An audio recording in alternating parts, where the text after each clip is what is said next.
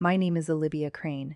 I am 30 years old, and on a Tuesday morning in March of 2024, I drove 40 minutes through the Blue Ridge foothills to sit in a waiting room with two people who had asked me to stop coming to family events 6 years earlier. I want to be precise about that morning. I want to be precise because the story I am about to tell you is not the kind of story where the details are decoration. The details are the story, the 40 minutes. The parking structure on level 3, the spot I chose. C14, second row from the elevator because I always park near elevators and I have done that my whole life. And some things about you do not change even when everything else does. I sat in spot C14 for 3 minutes before I went inside. I checked nothing on my phone. I looked out the windshield at the concrete wall of the parking structure and I thought about the Sunday in April 6 years earlier, when two people who loved me in the only way they knew how to, looked across their kitchen table and told me, clearly and carefully, that my emotional life made family gatherings difficult. I thought about that Sunday for 3 minutes. Then I got out of the car. I took the elevator to the main entrance.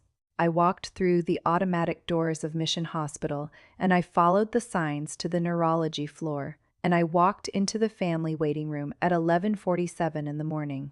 What they didn't know, what neither of my parents knew, sitting in that pale blue room with its 8 chairs and its broken coffee machine and its window looking out onto an interior courtyard, was that I had spent 6 years becoming exactly the kind of person that room required. This is that story. My parents are Jean and Patrice Crane. My father is 62 and my mother is 58, and both of them are retired from long careers in the specific business of managing other people's difficult moments with professional composure and personal certainty. My father was a high school principal for 19 years, Asheville High. He ran that school the way he ran everything in his life, methodically, without raising his voice, with the complete authority of a man who believed that emotional discipline was the foundation of all human achievement and that feelings, properly managed, should not be allowed to interfere with function. He has a vegetable garden he tends with the same precision he brought to school administration. Every spring, the same rows, the same stakes, the same methodical attention. He loves that garden. He loves me, too, in the specific way of a man who has confused love with management and has never fully understood that they are different things. My mother is Patrice. She worked in the ICU at Mission Hospital for 26 years. She has seen more suffering than most people will encounter across 3 lifetimes, and what she developed in response to that suffering was a professional composure, so complete and so practiced that it eventually became her default register at home as well. She is not a cold woman. She is a trained one. The training that kept her functional at the bedside of dying strangers also kept her from receiving her younger daughter's emotional life as something that belonged inside the family, rather than something that needed to be managed out of it.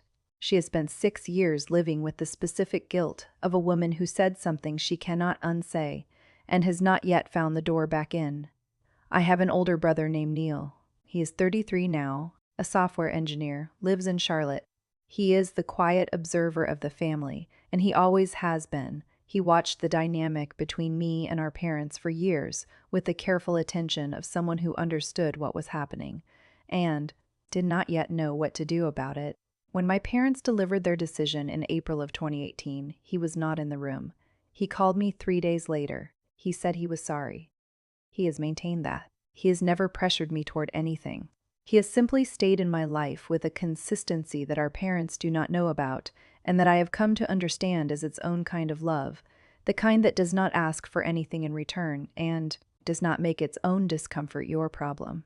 The house I grew up in is a 4-bedroom colonial on Merriman Avenue in North Asheville. Gray siding, white trim, Jean's vegetable garden running the length of the back fence. I spent the first 24 years of my life in that house, or in relationship to it, coming back from college, coming back from my first years of graduate school, pulling into the driveway with the specific feeling of a person who belongs somewhere even when belonging somewhere is complicated. I have an anxiety disorder. I was diagnosed at 22, 2 years into my undergraduate work in psychology at UNC Asheville. It is managed. It has always been managed. weekly therapy, low-dose medication, the kind of functional, documented, ordinary management that millions of people carry quietly to their daily lives without anyone knowing unless they are told. I had never had a breakdown at a family event. I had never asked my parents to restructure anything around my needs.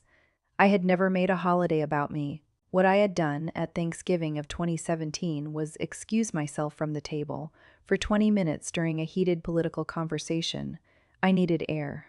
The conversation had escalated in a way I found activating, and I knew the signs well enough to excuse myself before I became visibly distressed, which is exactly what you are supposed to do when you have an anxiety disorder and you know your own nervous system. I went to the back porch. I stood in the cold for 20 minutes. I went back inside. I helped with the dishes. I said goodnight to everyone. I drove home.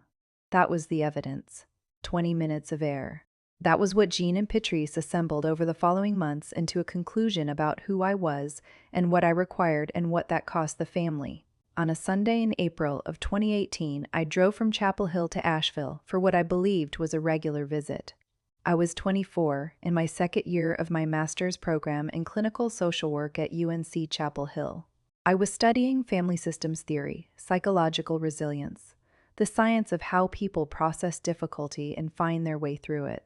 I was, specifically and with full awareness, studying the exact things my parents had spent years calling weaknesses in me. They were at the kitchen table when I came in, both of them, sitting together, which was not unusual, but with a specific quality of preparation that I noticed and that I remember noticing. My father had his hands flat on the table. My mother had a cup of tea she was not drinking. My father said, "Olivia, I'm going to say this because I love you. Your anxiety, your sensitivity, your emotional responses to things, it makes the holidays difficult. It makes family gatherings difficult. It puts everyone on edge because we're always managing how you're feeling instead of just being together. I think it would be better for everyone, including you, if you found somewhere else to be for family events for a while, until you have a better handle on it."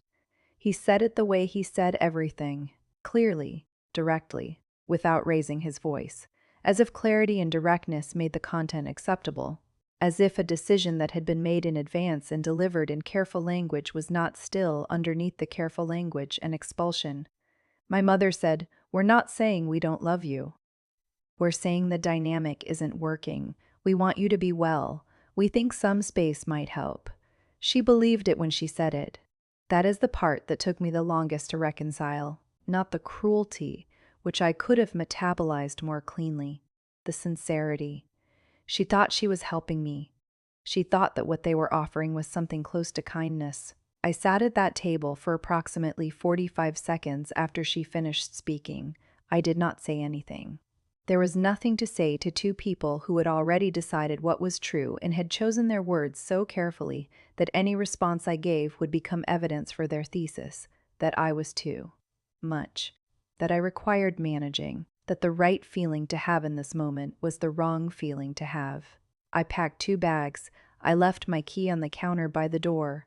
I drove to Chapel Hill and I sat in the parking lot of my apartment for 22 minutes. Then I went upstairs.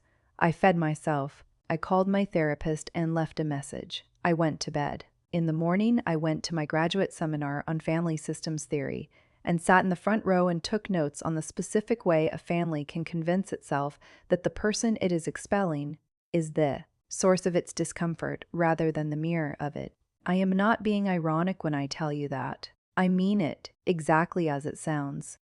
6 months after the Sunday in April, Neil showed me a text exchange between him and my father. He showed me with my permission and with the careful honesty of a man who believed I had a right to know. My father had written, responding to Neil's question about whether he had heard from me, "She needs to work on herself. When she's ready to engage with the family in a healthy way, she knows where we are."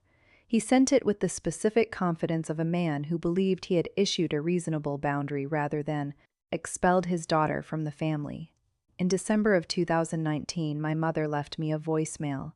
It was the first contact after 8 months of silence. I listened to it 4 times. She said, "Olivia, it's Mom. We're thinking of you at Christmas. I hope you're well. I hope you're getting the support you need. We love you." She said we love you and we hope you're getting the support you need in the same sentence. She meant both. That was the specific thing I could not answer. She meant both, and they were incompatible, and she could not see the incompatibility, and I could not yet find the words that would make her see it, and so I did not return the call. I sent a Christmas card every year. A simple card, handwritten, with my address on the back. I sent it because I am the kind of person who sends cards, and because I did not want them to not know where I was. Not because I was waiting for them to come to me, because I believed they deserved to know that I was alive and somewhere, and not defined by what they had done. If you are still watching, I want to ask you something before I get to what happened next. Drop a comment below and tell me, have you ever been called too much by the people who were supposed to hold all of you? Because the comments on these videos remind me, every week, that this room is full of women who were told that exactly who they are is exactly what is wrong with them. And I want you to know you are not alone in that. Subscribe if you haven't yet.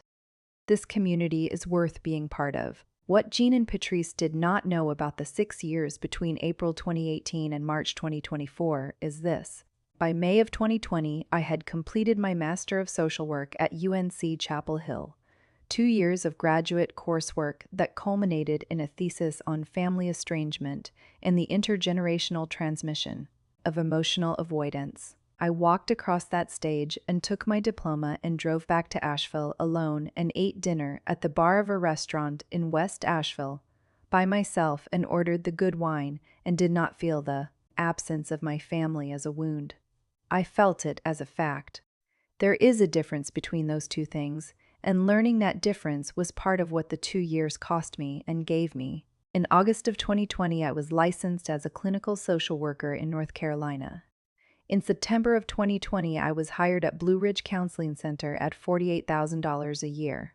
In 2022, I was promoted to senior clinician at $58,000. In 2023, I was promoted to lead clinician at $67,000, with a caseload that included individual therapy, family systems work, and a biweekly group I facilitated for adults navigating estrangement from family members. I also built a private practice client list between 2021 and 2024, 22 individual clients, most of them referred through the counseling center, paying $125 per session. By the beginning of 2024, I had a 2-month wait list for new private practice clients and a combined income of approximately $95,000. In 2022, I bought a 2-bedroom house in West Asheville. I qualified for the mortgage on my own income. The house has a small front porch and good light and a cat named Douglas, who knocked my graduate thesis off the kitchen table the day I moved in and has been extremely comfortable with himself ever since. The specialty I developed, family systems therapy with a focus on estrangement and reconnection, is not accidental. I want to be clear about that. I did not choose it because it was poetic. I did not choose it to be the punchline of a story I could one day tell. I chose it because I understood it from the inside. I understood the particular experience of sitting across from someone who loves you in the wrong direction and having no language for the distance between what they believe they are offering and what you are actually receiving. I understood it, and understanding something from the inside is the most useful qualification there is. My clients feel that. They stay. Their referrals grow by word of mouth. I am very good at my job. That is not a claim I make lightly. I say it the way I would tell a client to say it, which is with the simple accuracy of something you have earned the right to know is true. I will tell you about one difficulty, because the build was not smooth and I want you to understand that. In the spring of 2022, I lost 3 private practice clients in a single month. One moved out of state, one had a financial change, one left for reasons she did not fully explain, and which I spent approximately 2 weeks turning over in my mind looking for what I had missed. My private practice income dropped by nearly 30%. I had the mortgage. I had Douglas, who required an unexpected surgery in April of that year that cost $1,800, and who I do not regret for a single moment. I sat with my own therapist. I have had my own therapist since I was 22, and I consider that one of the better decisions of my life. And I said I am not sure I am good enough at this to make it work. She said, "You are sitting in my office telling me you are not sure you are good enough at the thing you spent 6 years training to do, while managing a full caseload and a mortgage. After your parents told you at 24 that your emotional life was too much to be around. Do you hear yourself?" I did. I went home. I rebuilt the caseload. By September of 2022, I had 14 private practice clients. By the end of 2023, I had 22 and the wait list. I never told my parents any of this. Not the degree, not the license, not the job, not the specialty, not the house, not Douglas. I sent the Christmas cards with my address. They knew I was in Asheville. They did not know what I was doing there. They had not asked. Neil knew everything. He always knew everything. He visited twice a year. He told me about Jean's retirement, about Patrice's book club, about the vegetable garden, the ordinary texture of a life I was not part of. He never asked me to reconcile. He simply stayed. I do not have adequate language for what that staying cost him and what it gave me, so I will just say it plainly. Neil is the reason I had enough information about my own family to understand what I was walking toward on a Tuesday morning in March of 2024. He is also the reason I was asked to walk toward it at all. At 6:40 in the morning on March 19th, my phone rang. "Neil," I answered. He said, "Dad had a stroke. He's at Mission Hospital. They're saying it's moderate. He's conscious, but the left side is affected. Mom is there. I'm driving up from Charlotte." A pause. Then, "Olivia, I think you should come." I said I needed a moment. I went to my kitchen. I made a cup of tea. I did not drink it. I stood at the kitchen window and looked out at the West Asheville street. Quiet at that hour, pale light, a neighbor walking a dog. And I thought about the Sunday in April 2018. I thought about the kitchen table and my father's hands, flat on the surface, and the specific quality of a decision that has been made before you arrive in the room. I thought about what I know professionally about the question I was being asked, which is the hardest question in any estrangement narrative. I thought about it for 4 minutes and 30 seconds. Then I called Neil back. I said, "Text me the hospital name." He said, "I knew you would." I said, "I know you did." Mission Hospital sits at the edge of downtown Asheville with the specific institutional weight of a building that has been the site of both the worst and the best moments of thousands of people's lives. I have driven past it hundreds of times. Patrice spent 26 years walking through its staff entrance. The neurology floor family waiting room has pale blue walls and 8 chairs and a window that looks onto an interior courtyard and a coffee machine that had been broken since February. I know this because one of the nurses told Patrice, which Patrice told me later, the machine had been broken for 6 weeks and 3 maintenance requests had been filed and nothing had happened. Some things in a hospital, even a good hospital, take longer than they should. I thought about that and I thought it was a reasonable metaphor and I set it aside. Patrice was in chair 3. Neil arrived just before I did and was in chair 5. 2 aunts, Jean's sisters, Margaret and Carol, women in their late 50s who drove up from Hendersonville that morning, were in chairs 1 and 2. A hospital chaplain was in the doorway. I have worked with hospital chaplains in my professional life, and they are, as a group, some of the most emotionally attuned people I know. I gave him a nod when I came in. He seemed relieved. I walked into the waiting room at 11:47 in the morning. I know the time exactly because I looked at my watch when I came through the door. I am precise about times. It is a professional habit and also just who I am. Neil stood up immediately. He crossed the room and hugged me without saying anything. He held on for 4 seconds. Then he stepped back and his expression was the expression of a man who had called his sister at 6:40 in the morning and said, "I think you should come," and had spent 5 hours hoping she would and was now watching her walk through the door. He sat back down in chair 5. He pressed his lips together. He looked at the window. Patrice was in chair 3. She looked up when I walked in. She had the look of a woman who did not know whether her daughter would come and had been sitting with that uncertainty since 6:40 that morning. She started to stand. I crossed the waiting room. I sat in chair 4, the chair directly next to my mother. I did not hug her immediately. I looked at the broken coffee machine for 1 second. Then I said, "How is he?" She said, "Left side weakness, speech slightly affected. They're running imaging. They said it could be several hours." Her voice was the ICU voice, the one I have known all my life, the one she uses when she is holding herself together by training rather than composure. Then it broke slightly on the last word, just slightly. I said, "That's consistent with a moderate ischemic event. The imaging will show the extent. Left side weakness usually responds well to early intervention." I said it the way I say things in session, evenly, giving a frightened person the specific resource of accurate information delivered without alarm. Then I said, "He's conscious?" "Yes, he knew me when I came in. He said my name." "That's a good sign." Patrice looked at me. She has been a nurse for 26 years. She knows what good sign means in a clinical context. She also knows what I just did. I walked into a room where I had every reason not to come and sat down and gave my frightened mother accurate clinical information in a calm voice. She looked at me for a long moment. She said, "You came." I said, "Yes. I didn't know if." "I know." A pause. "I'm here."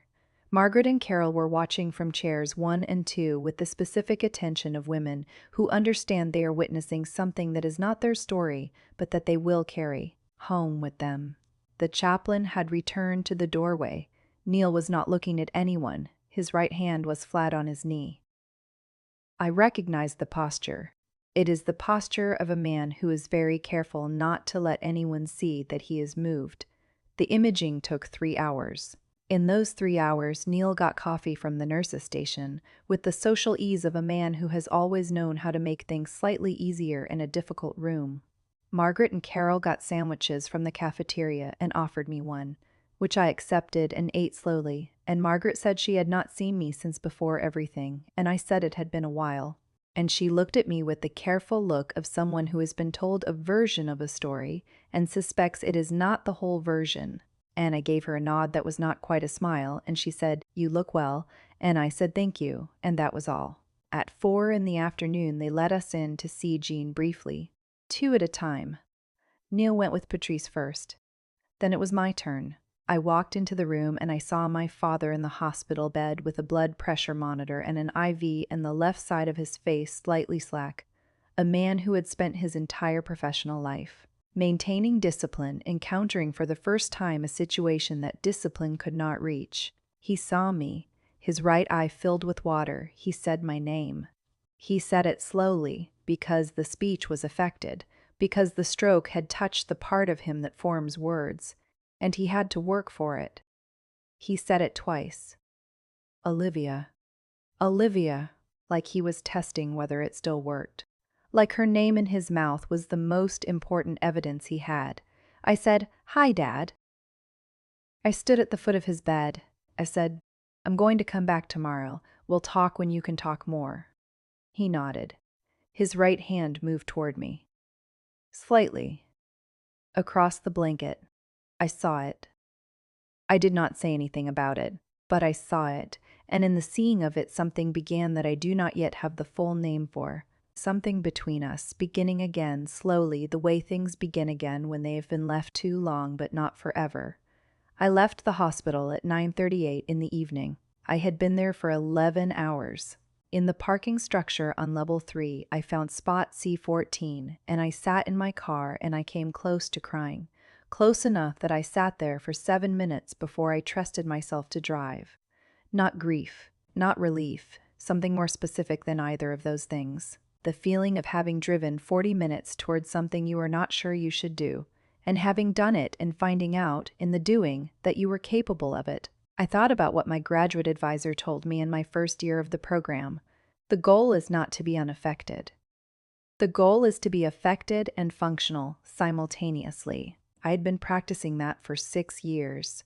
I drove home to my small house in West Asheville, and Douglas was waiting by the door. And I fed him. And I sat in my kitchen with the tea I had made that morning, and finally drank it cold, and I thought, I am the person I was trying to become. I just did not know it. Until tonight. In the days and weeks after Jean's hospitalization, things shifted the way things shift in a family after a medical crisis. Slowly, imperfectly, with a lot of silence and a few conversations that matter more than most. I returned to Mission Hospital twice during Jean's acute care. I returned once during his inpatient rehabilitation, which was at a facility in North Asheville, not 3 miles from the house I grew up in. I did not go every day. I have a practice. I have clients in the waiting room of their own lives.